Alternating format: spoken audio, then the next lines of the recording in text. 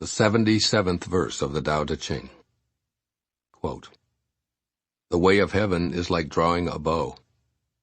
The high is lowered, the low is raised. When it is surplus, it reduces. When it is deficient, it increases.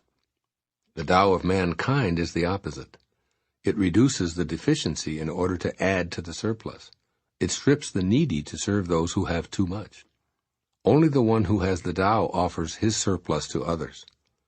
What man has more than enough and gives it to the world? Only the man of the Tao. The master can keep giving because there's no end to his wealth. He acts without expectation, succeeds without taking credit, and does not think that he is better than anyone else." Unquote. Living by offering the surplus. If you view the ways of heaven from a distance, you'll find that nature is perfect. The Tao is at work, invisibly keeping a divine balance. When I was in Sedona, Arizona, for instance, I took a tour of the forested areas in the steppes of the majestic Red Rock Mountains. After I lamented the recent fires that had decimated so many trees, the guide explained how this had actually been nature at work. For millions of years, he explained, when the forest gets too thick, nature's lightning strikes and thins out the forest. Without such an occurrence, the timber would choke on its own surplus. This is how our planet works. While at times natural events such as droughts, floods, hurricanes, windstorms, and excessive rainfall can seem disastrous, they're actually maintaining balance. This is also clear in the lives of butterflies, flocks of geese, or herds of caribou and buffalo.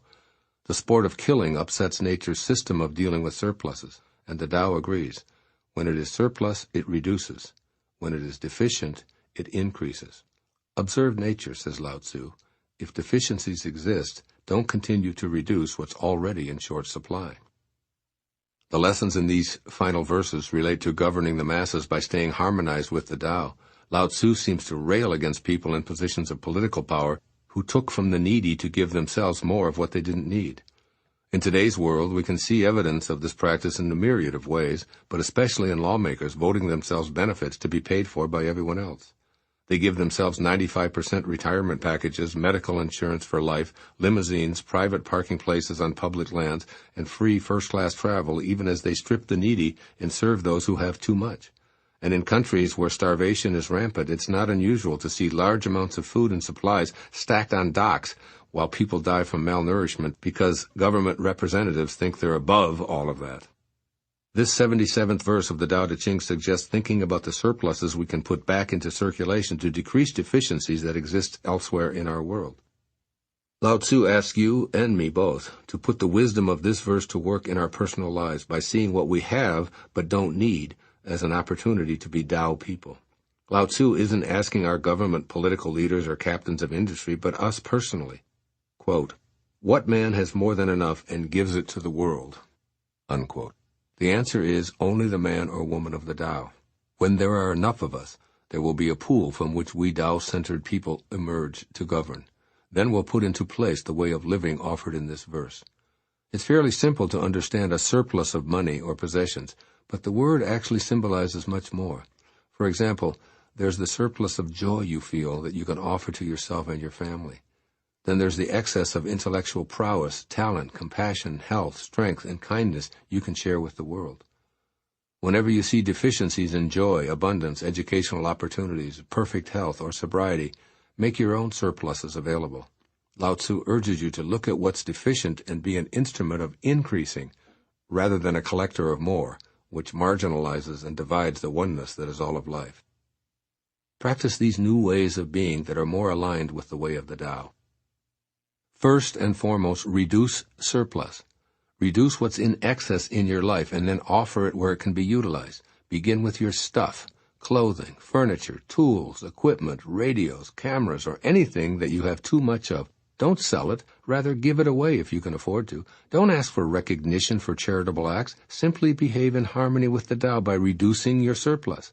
Then think about your intangible abundance of health, joy, kindness, love, or inner peace, and seek ways to offer those glorious feelings to those who could benefit from your bounty. And second, be an instrument of increasing.